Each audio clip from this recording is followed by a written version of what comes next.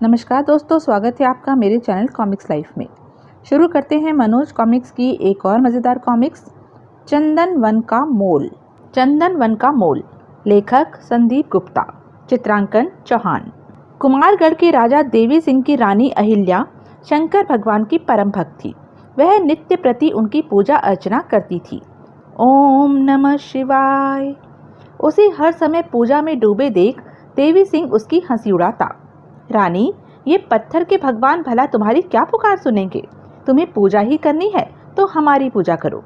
महाराज, आप भी मेरे लिए श्रद्धेय हैं, पर भगवान अपनी जगह हैं और आप अपनी जगह हैं, कहकर अहिल्या बात टाल देती और पूरी श्रद्धा से पूजा अर्चना में लगी रहती।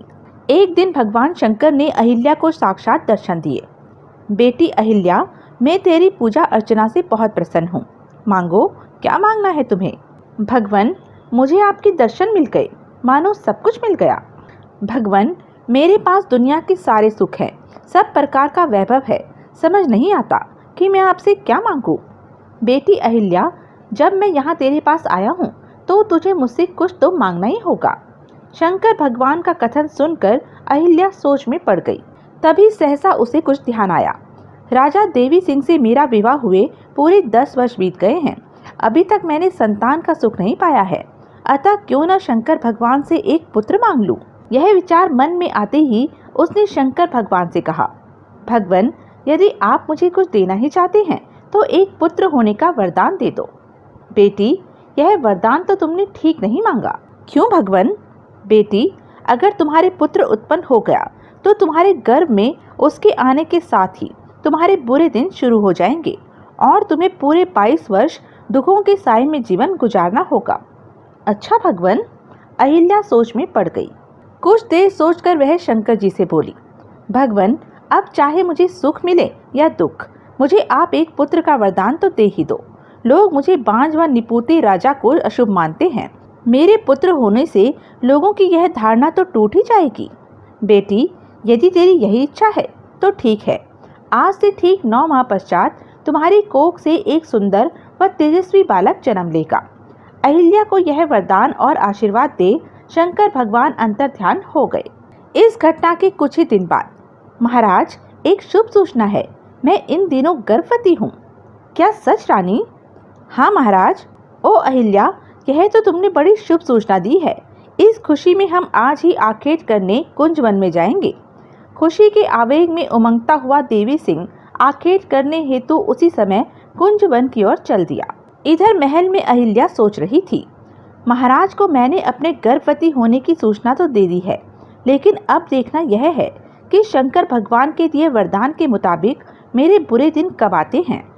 दूसरी ओर देवी सिंह सघन कुंज वन में जा पहुंचा।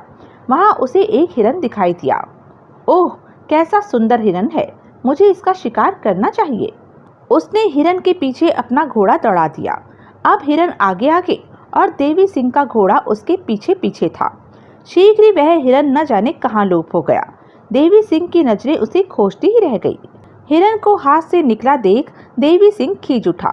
कैसा बढ़िया शिकार हाथ से निकल गया। हिरन के शिकार की आस छोड़कर मुझे अब दूसरे शिकार की खोज करनी चाहिए। अभी वह घोड़े पर बैठा यह सब सोच ही रहा था कि उसे किसी स्त्री के रोने की आवाज सुनाई दी। देवी सिंह ने चारों ओर अपनी दृष्टि दौड़ाई तो उसे एक पेड़ के नीचे एक युवती बैठी रोती दिखाई दी। ओह, तो यह युवती रो रही है। देवी सिंह घोड़े से उतरकर उस युवती के पास गया।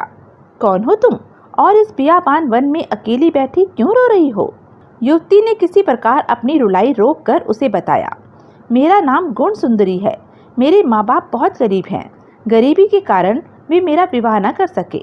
इससे समाज व बिरादरी में उनकी बड़ी हेठी व निंदा हुई, जिससे घबराकर मेरे माँ बाप मुझे अकेली इस वन में छोड़ गए हैं।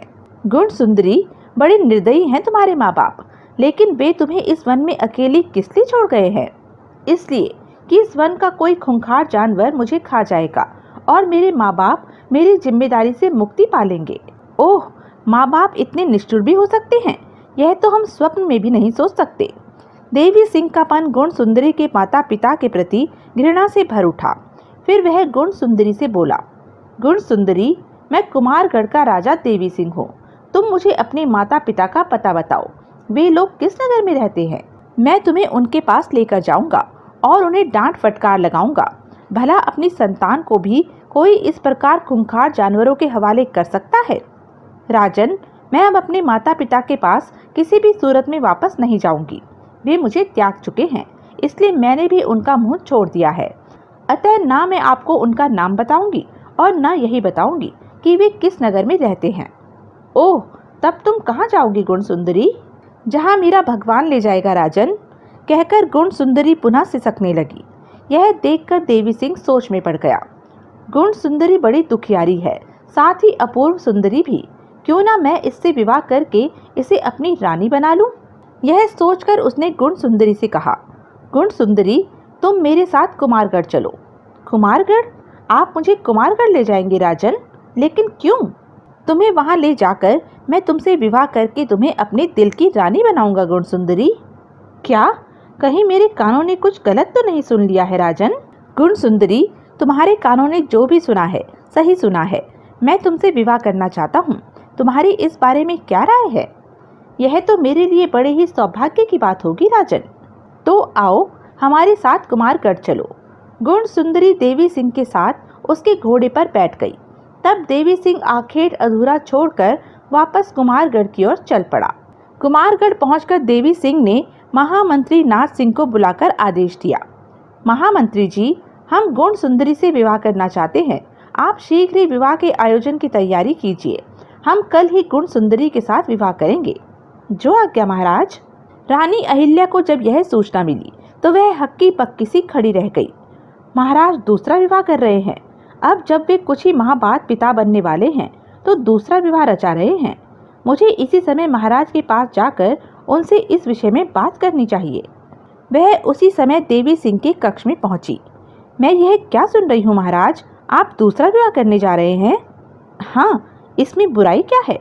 महाराज, आपने यह भी सोचा है कि दूसरे विवाह के पश्चात क्या आप मुझे पहले जैसा मान सम्मान व समय दे पाओगे?